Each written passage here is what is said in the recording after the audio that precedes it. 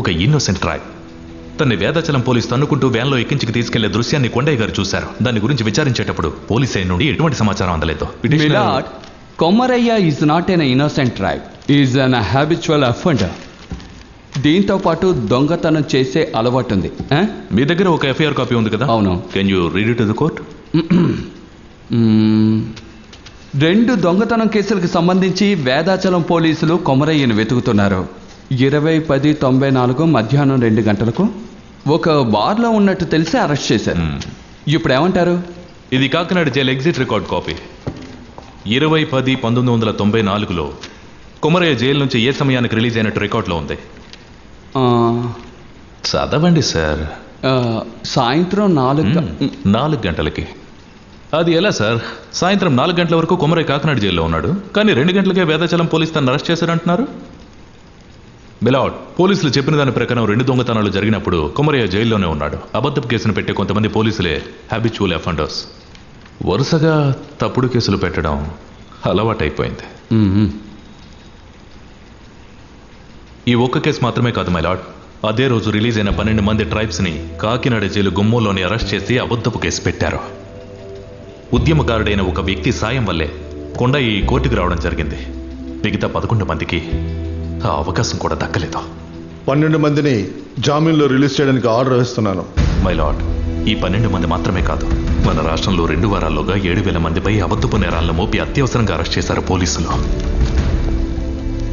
ఇందులో ఎందరో అమాయకులు తెలీదు. ఇప్పుడేంటి, అందరికీ జామీన్ ఇవ్వాలంటారా? Milord, this is ridiculous.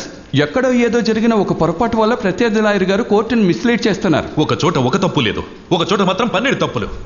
ఒక చోట ఒక తప్పు లేదు, ఒక చోట మాత్రం 12 తప్పులు. 7,000 మంది అన్నది ముఖ్యం కాదు. బాధింపబడ్డ వాళ్ళు ఎవరైనా ఎంతమంది ఉన్నా న్యాయం జరగాలి. దాన్ని నిరూపించడం న్యాయస్థానం యొక్క కనీస ధర్మం. My lord, retired high court judge నేతృత్వంలో విచారణ కమిషన్ నియమిస్తున్నాను. 3 నెలల్లో రిపోర్ట్ ఇవ్వాలి.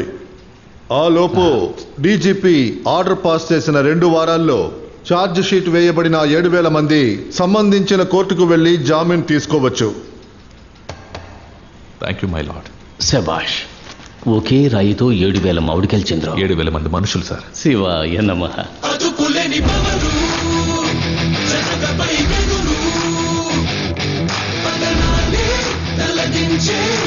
లేదు, ఒక చోట మాత్రం 12 తప్పులు.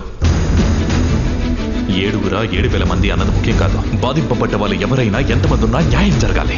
దాన్ని నిరూపించడం న్యాయస్థానం యొక్క కనీస ధర్మం. My lord, retired high court judge నేతృత్వంలో విచారణ కమిషన్ నియమిస్తున్నాను. 3 నెలల్లో రిపోర్ట్ ఇవ్వాలి. ఆ లోపు డీజీపీ ఆర్డర్ పాస్ చేసిన 2 వారాల్లో ఛార్జ్ షీట్ వేయబడిన 7,000 మంది సంబంధించిన కోర్టుకు వెళ్లి జామీన్ తీసుకోవచ్చు. Thank you my lord. శభాష్. ఒకే రాయితో 7,000 మామిడికాయలు చంద్రం. 7,000 మంది మనుషులు సార్. శివాయ నమః.